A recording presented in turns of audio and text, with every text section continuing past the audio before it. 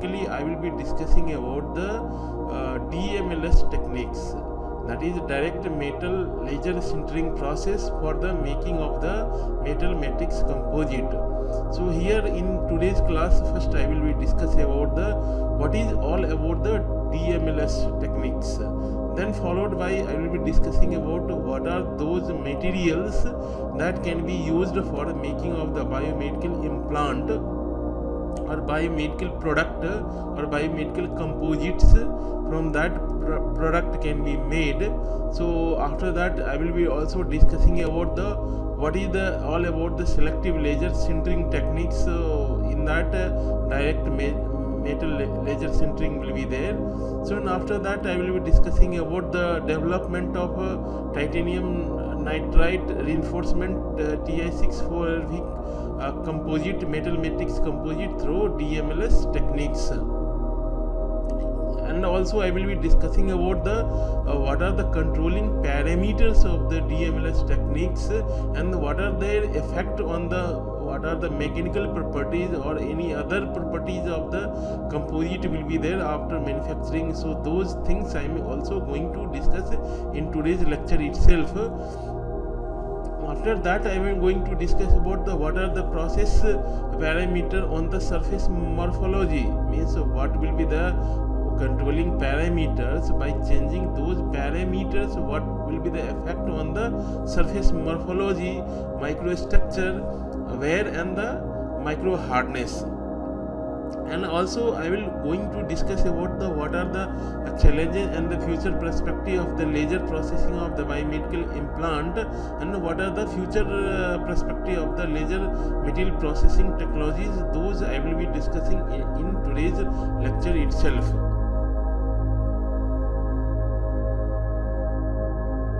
So now we will discuss about the development of titanium nitride reinforced Ti6-Al4V metal matrix composite through direct metal laser sintering process. So in this method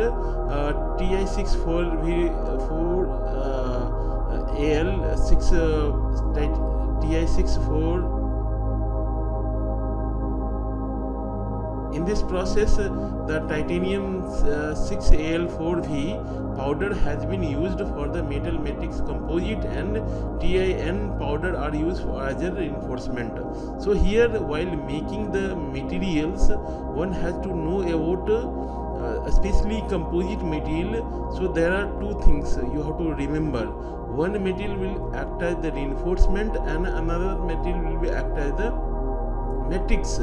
So the matrix material will act as the binder for the material along with the reinforcement, and reinforcement material will increase the overall material properties.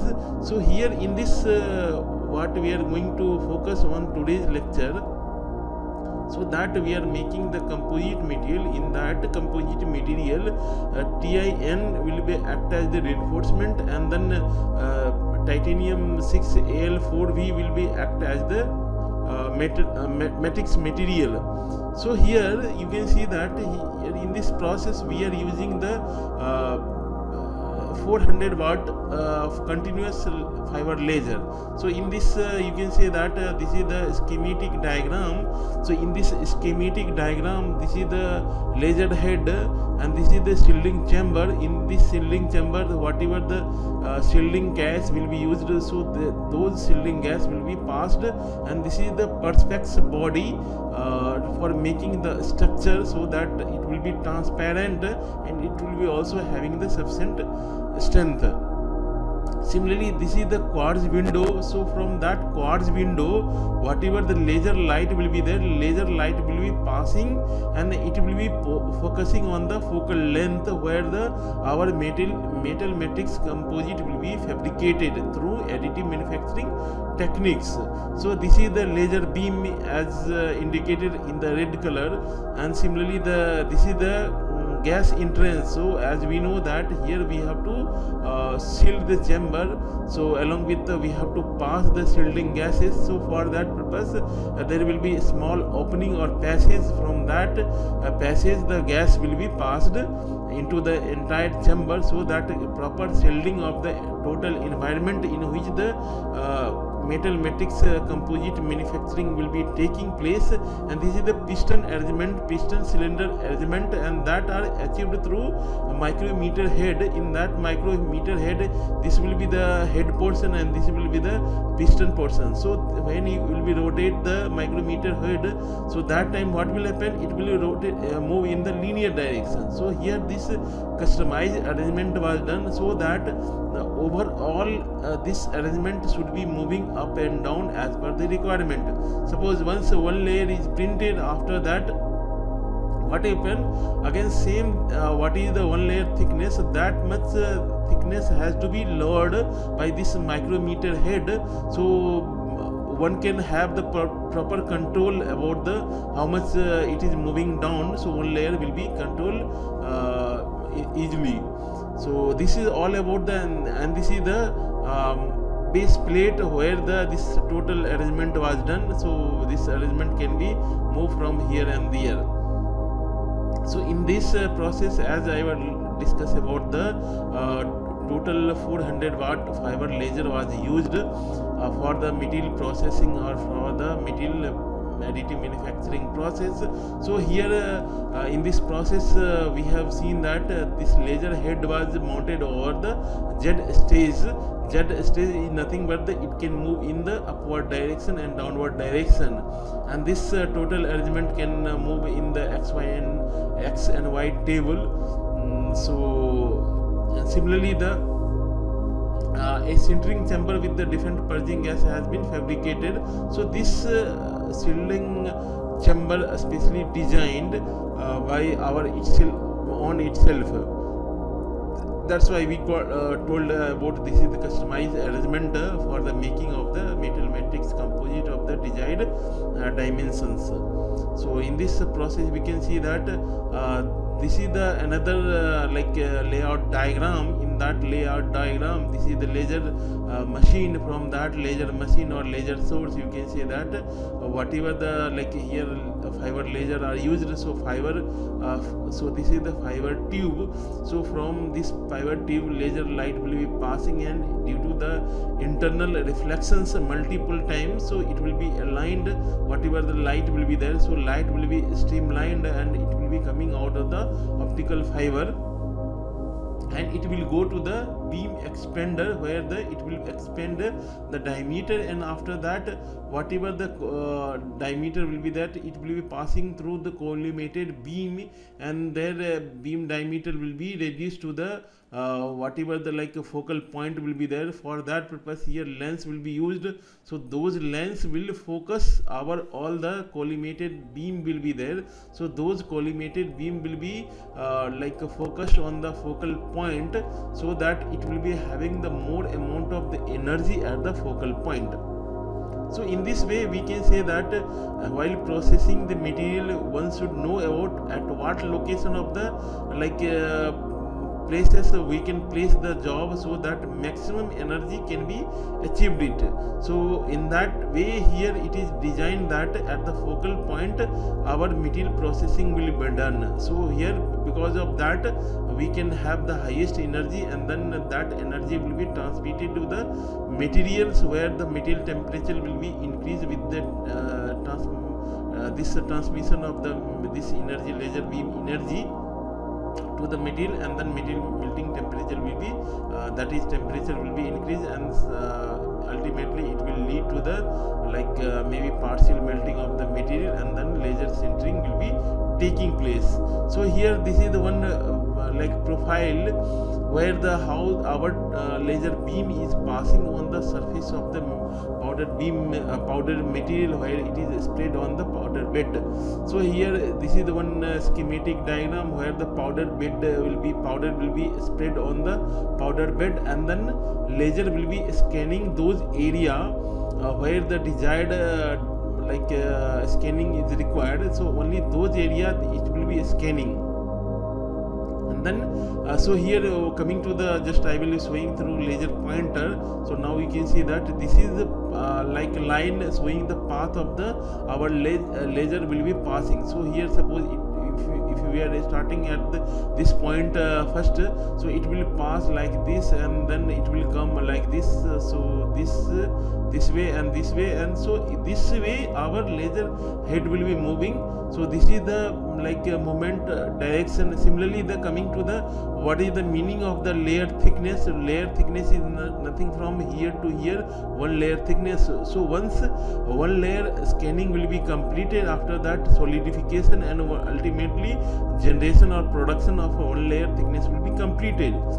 After that you have to again spread the new layer of the powder, and the same process will be repeated unless and until the whole product will be manufactured at the last surface of the or last layer of the product will be there. So in this way one can go for the manufacturing of the one product layer upon layer or through additive manufacturing techniques.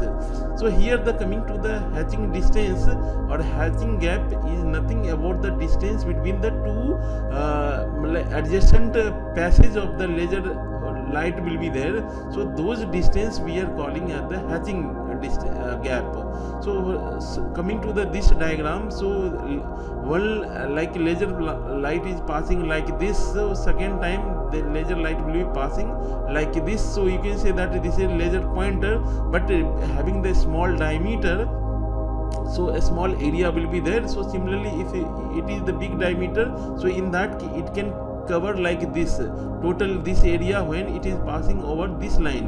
When similarly when this laser light will be passing like this, so it will cover the area like that. So what will happen, whatever the energy which is coming under this area, which will be transmitted to the what are the material which will be coming down to the this area material, and so that whatever the energy will be there, that energy will be transmitted. So as we know that laser energy is totally not transmitted to the whatever the material, because of that some internal reflection or sometimes convection loss will be there, sometimes conduction loss will be there. So in that way only the maybe 30 to 40% of the total energy, what is the beam energy is given, it is utilized for the material processing.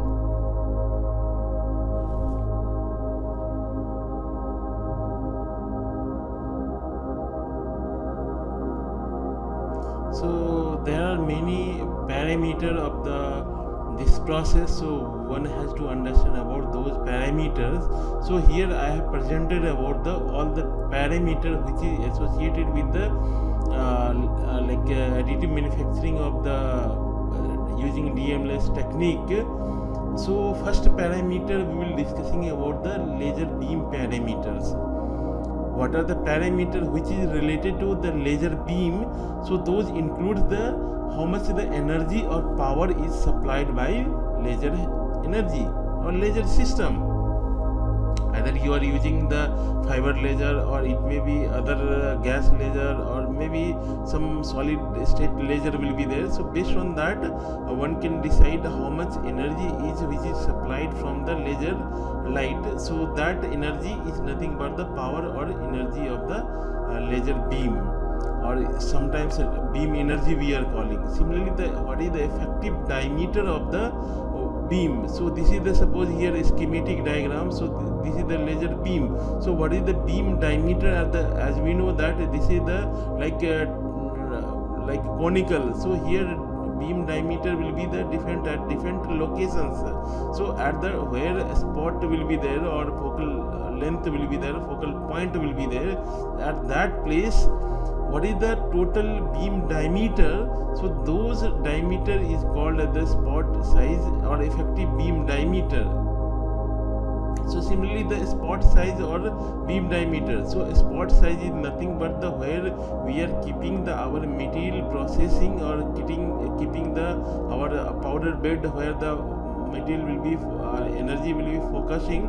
So those spot size we are calling. Similarly the scanning speed is nothing but the at what rate our this laser is scanning over the whatever the material is there, spread is there. So those area, how much what is the scanning speed. Suppose I am moving this laser pointed in this way, so what is the speed of this passing? Suppose sometimes I will slowly move, sometimes I will move faster like this, or sometimes I will move like this. So what is the scanning speed? So that scanning speed is nothing but this scanning speed. Similarly, the beam mode is nothing but the maybe continuous or discontinuous mode. Similarly, clockwise or anti-clockwise modulation will be there. So those modulation. So this parameter is related to the beam parameter.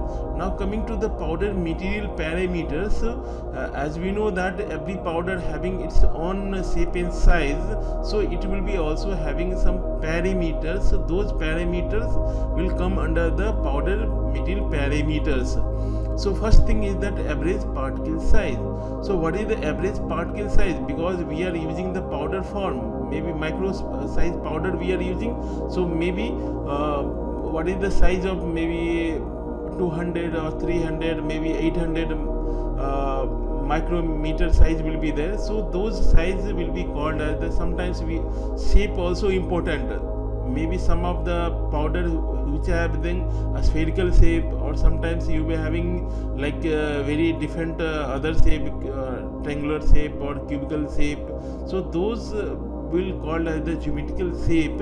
Similarly, every material having its own reflectivity, absorbivity and transmittivity.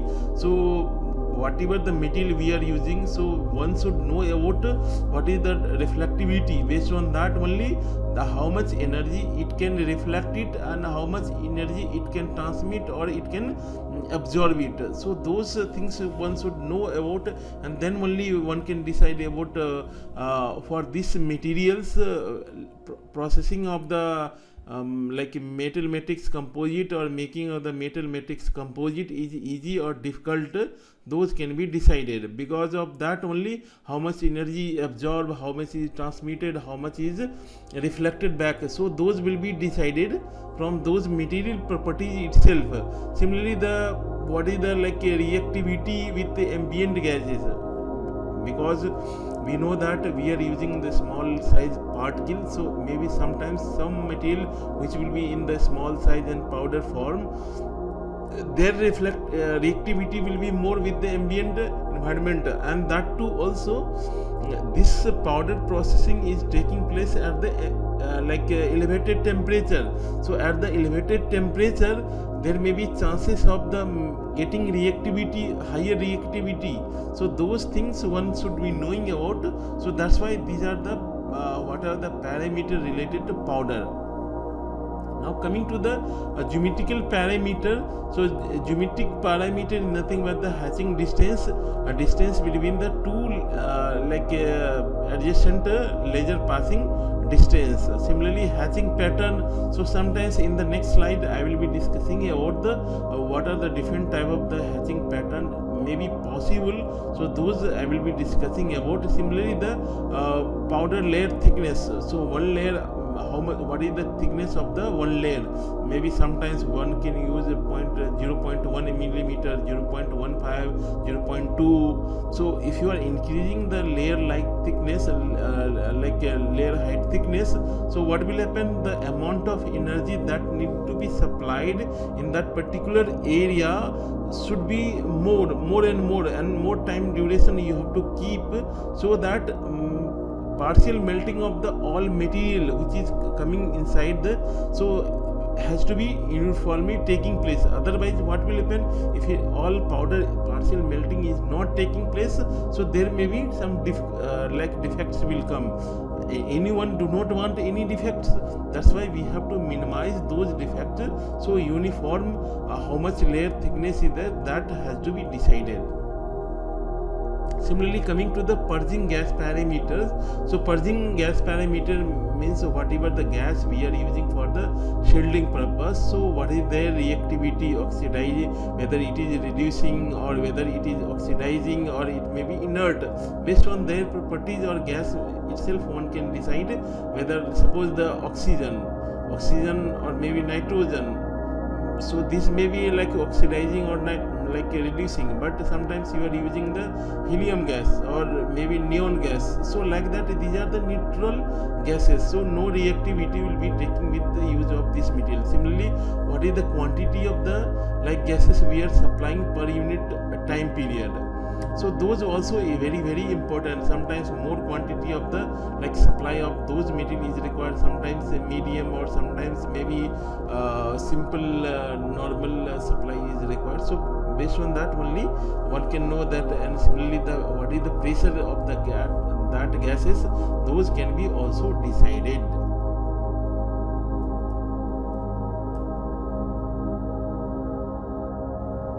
Yes, now one can calculate the what is the power density.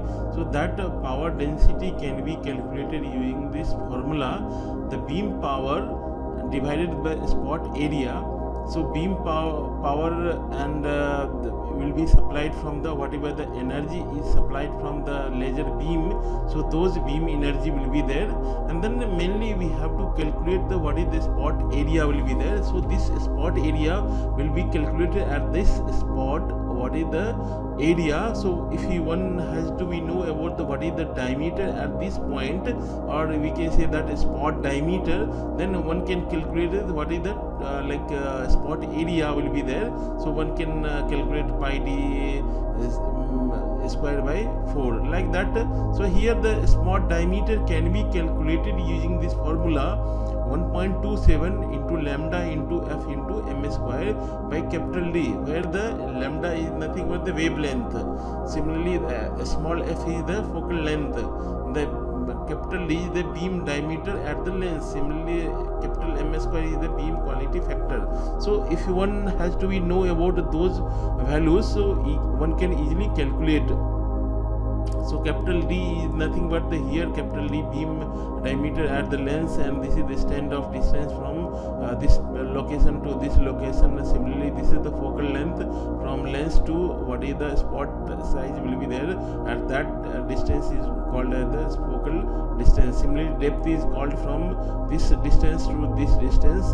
We can vary our like a spot area, so that in this area we can perform the whatever the material processing we are performing. So in this area one can perform. Similarly, the one can now we are coming and discussing about the what is the like hatching pattern.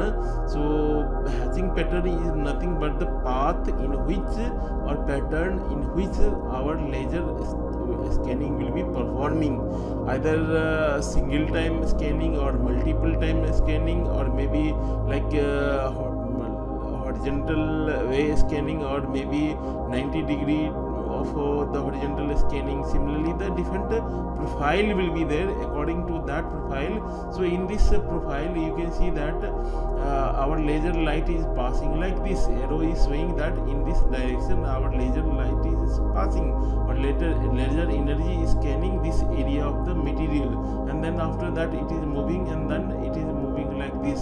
So in this way the laser will be scanning in this area.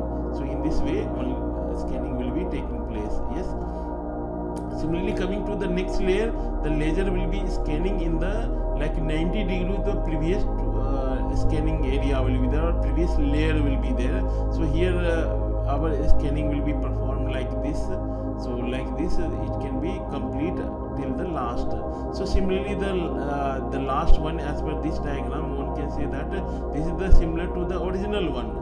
So whatever the profile or scanning area where the scanning pattern was there, so that pattern was repeated. But in the case of the second diagram, you can see that two alternate hatches double pass on the laser beam are taking place. So as I was discussing about it can be single pass or it can be multiple pass. It can be same direction of the passage, both the passes will be in the same direction, or one maybe in one direction, another maybe another direction. In that, so I have presented here whatever the maximum many possibilities will be there. Some of like a hatching pattern I have presented here. So similarly, now we can say that here the one passage will be there, but it will be after one like a layer scanning. So next like a scanning will be performed in this 90 degree to the original passage directions. Yes. So in that we are calling the cross hatches or single pass laser beam, because you can see that one from air only one arrow is showing, means one line is only showing, so maybe it will be considered as the single passage.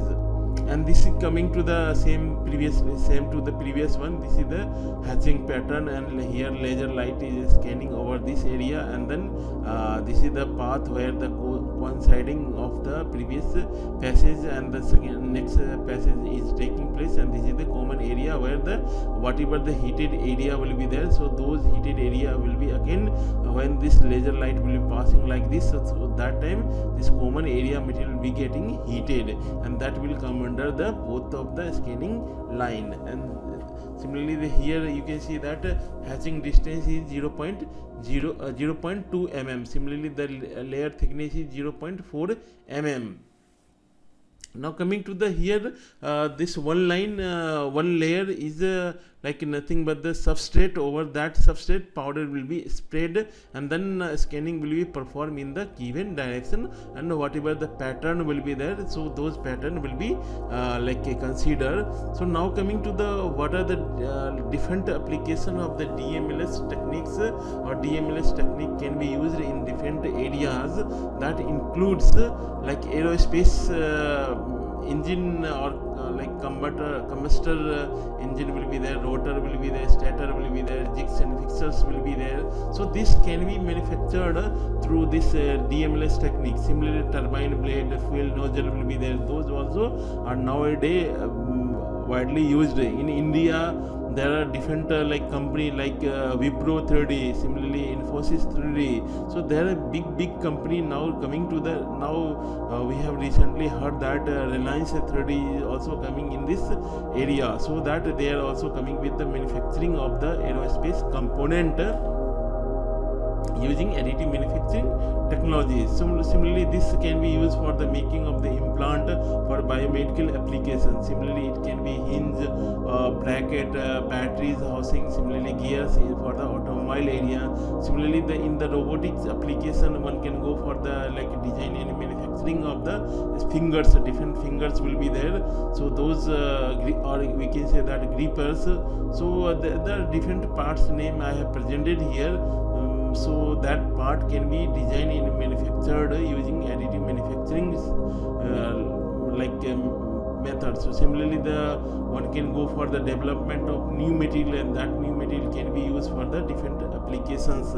Similarly one of the example we are discussing about the MMC. MMC is nothing but the metal matrix composite or alloys. So here the laser, whatever the laser gases we are using. So here you can see that in this process we have used CO2 laser, similarly the CO2 lasers, NDARC lasers, fiber lasers, disc lasers. So these are the different laser types that can be used for this technique purpose. So similarly here the what are the challenges which will be coming in DMLS, those things I will be discussing about. So first thing is that balling phenomena, porosity, crack formation, high residual stress formation. These all defects phenomena taking place because of the temperature gradient. Sometimes what will happen, temperature is not properly distributed, so that time what will happen, crack formation will be taking place. Sometimes porosity formation will be taking place. Sometimes because of the internal residual stress some defects also will be coming. So here you can see that in this diagram, scanning electron diagram, these are the area where the ball formation taking place. So a small ball kind of the design will be manufactured or it will be coming on the surface, and that can be seen not from the naked eye, it can be only seen from the microscope will be there. That too also a high level microscope will be there, high resolution microscope. From that only one can see. So similarly in this diagram also one can see that. So these are the references which we have taken from there itself, and in that you can see that what are those region will be there. So those region also mentioned here. So disconnected or discontinuous scan track, because of that like a proper scanning of the track is not taking place or not performed. So because of those region, balling phenomena may be also taking place. Similarly, metal powder layer fails to wet the what is substrate laying material. So what will happen? We are heating the area material. So that time whatever the liquid formation will be there, that liquid will be not able to like weight the whatever the material inside is there. So proper solidification will be not taking place. So here the vibration in the CNC motion, similarly selection of the wrong process parameter, this all leads to the formation of the balling phenomena in the DMLS technique. So what are the consequences or what are things we have to keep in mind, or so that this could be minimized? So that here the first thing in that powder layer thickness in the upper layer will be irregular, lead to the increase in the surface roughness, pore formation, and then deterioration in the mechanical properties.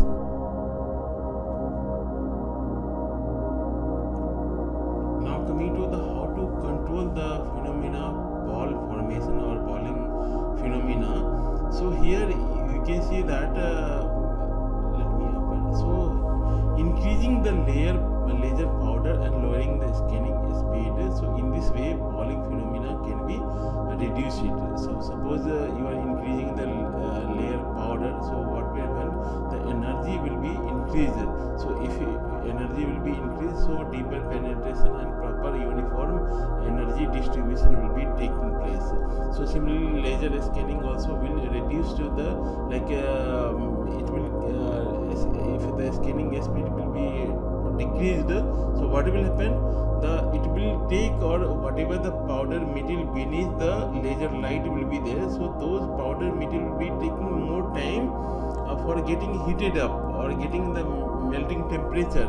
So in this way this kind of the issue will be resolved. Similarly, reduction in the laser light of the like a layer thickness of the powder.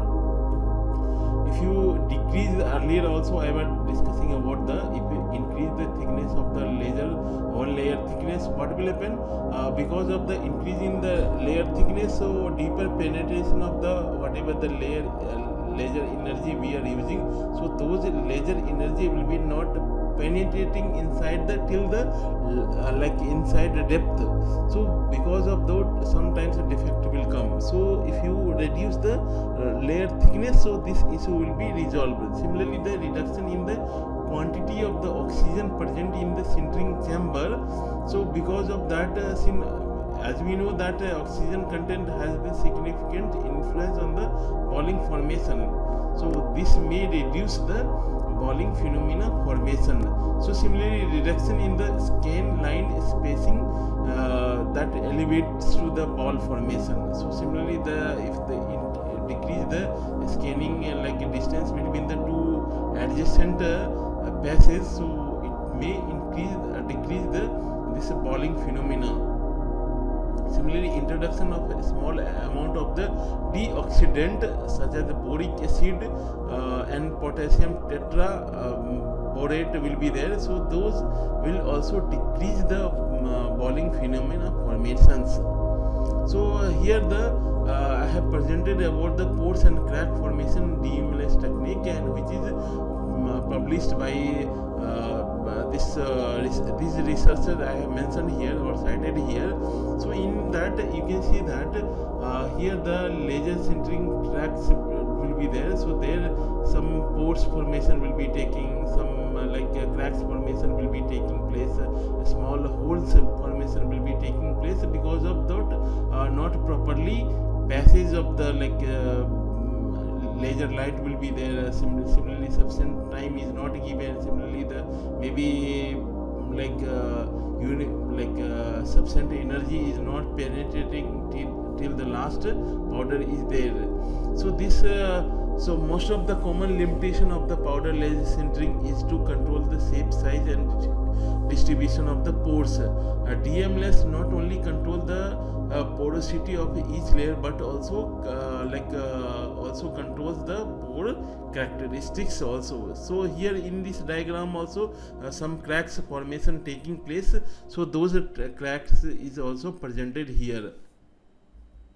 So similarly, the how pore formation taking place, so those mechanism I am discussing here. So you can see that here the first loose packed powder will be there. So this is the loose packed powder, and here this is the stage 1 where the laser light will be scanning the whatever the powder material will be there. So those area which will be scanning, and in this way what will happen, whatever the beam energy will be there, so those beam energy will be transmitted to the powder. So after once this energy is transmitted to the powder, what will happen, powder temperature will be elevated, so that at that time it will reach the melting or partial melting temperature. So those time powder melt will be getting the in liquid stage, so liquid bridging will be the different powder will be taking place. So because of those partial melting of the powder, so liquid formation will be taking place, and that liquid will help us in the formation of the liquid bridge. So after in the stage 3, so pore formation via combination of the sintering neck will be there. So because of that sintering neck formation, so pore formation here you can see that here inside the pore formation taking place. So in this diagram you can see that interaction between laser beam and then loose packed powder is taking place, similarly in the first diagram. Similarly in the second diagram you can see that formation of the liquid bridge. So this liquid is nothing but the liquid bridge, and then in second or last third stage we can see that this is small hole still left. So this we are calling the third stage, like pore formation and a mechanism.